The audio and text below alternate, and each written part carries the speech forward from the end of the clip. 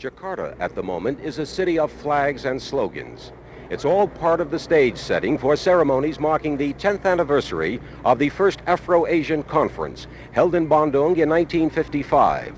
And this capital city is now living through 3 days of intense political celebrations that are designed to make imperialists tremble.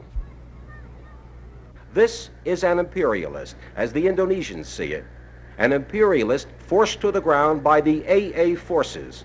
And many people here have remarked that this man, on his knees, bears a striking resemblance to President Johnson. Other placards strike the same anti-American theme. There are streets and streets of placards. This one shows the U.S. Army wearing a gas mask, throwing poison at the communist Viet Cong in South Vietnam. The Viet Cong are depicted as heroes, as sharpshooters who have downed an American helicopter.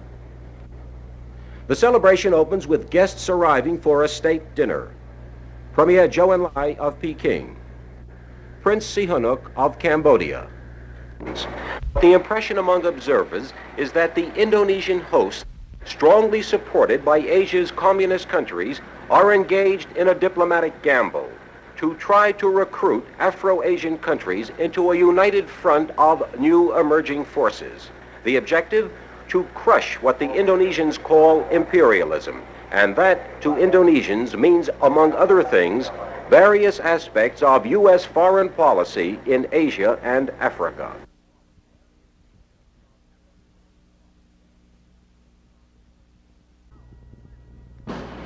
And now, finally, the grand finale of the Indonesian celebrations marking the 10th anniversary of the first Afro-Asian Conference held in Bandung in 1955.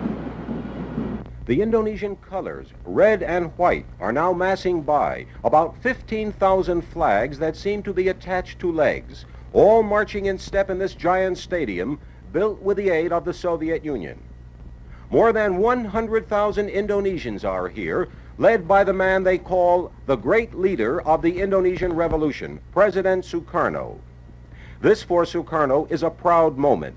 Few things exhilarate him more than exhibiting his country, of introducing Indonesia to foreigners, and the president, who has a flair for showmanship, has organized a highly orchestrated spectacular for the visiting delegations here from more than 30 countries in Africa and Asia, including all of Asia's communist countries and insurgent movements.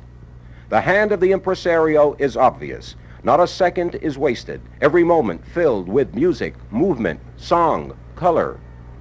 There is parade after parade, some by units from the armed forces, described by President Sukarno as the strongest in Southeast Asia. And there's also one unit of women volunteers in this country's campaign to crush Malaysia. And then a speech by President Sukarno, whose latest speeches have increasingly delighted Peking and dismayed Washington. Picking up his attack on what he calls the imperialists, which in his mind includes the United States, the president delivers a fresh assault on imperialism, and he warns the imperialists to get out. Get out with your agents, he says, your bombs, your tricks. He is not very specific. It's all anti-imperialist ad lib. But it is as though he were telling the imperialists to get out of the world. Terlalu panjang.